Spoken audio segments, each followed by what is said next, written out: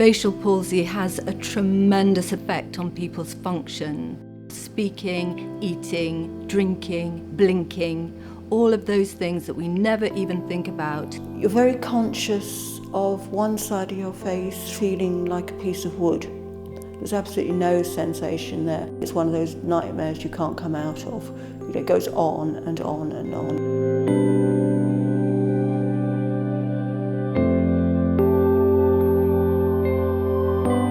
Anyone can be affected by facial palsy, the elderly, the young, men and women alike.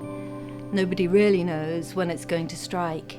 You can be born with it, or one may acquire it due to a number of causes. Either an operation that's caused damage to the nerve, tumours which may develop on the nerve or adjacent to the nerve that compress it and damage it in that way, or through injury. There are many, many different causes of facial palsy. The simple answer is for the majority of patients, we simply don't know. We presume it's a virus, and in these patients the term Bell's palsy or idiopathic facial palsy is used. The most obvious thing is that I can't smile, but equally I can't look angry either. I have one expression. People who've had a facial palsy lose a lot of the subtlety of communication because they're no longer able to smile. And if you think of how many different ways you might smile in a day, and then to suddenly find that you can't even smile at all, it's very dramatic for the person. Because of the way they look, they often withdraw from going out, from socialising, and as a result of that, they often can feel very low. One classic example is we were invited to a wedding of a friend, and because I didn't know most of the people who were going to be there, I really didn't feel that I wanted to go to it. I didn't want to be in a group of people smiling at the camera when I can't.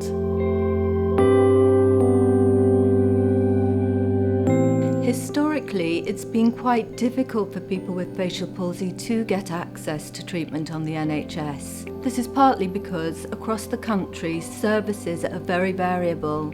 One of the most frustrating things I find as a surgeon trying to help patients with facial palsy is the view amongst many health professionals and management boards in the NHS that this condition is a cosmetic one. It isn't cosmetic. This is one about function. Function of closing one's eye, the ability to smile, to drink without dribbling, and also to express emotion. These are vital and pivotal functions of being human. I was referred via my GP, who is very, very proactive. I have heard of other people who've had to wait a lot longer, or whose GPs just don't know about it at all. The first thing that people find difficult is accessing information. So if your GP or physician is very well informed, that can really support a patient in the early stages of diagnosis.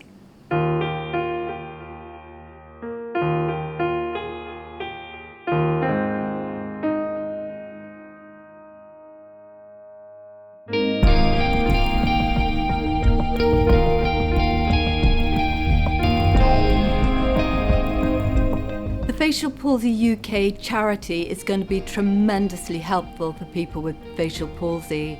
The website will offer patients and professionals lots of information about a wide range of the different causes of facial palsy.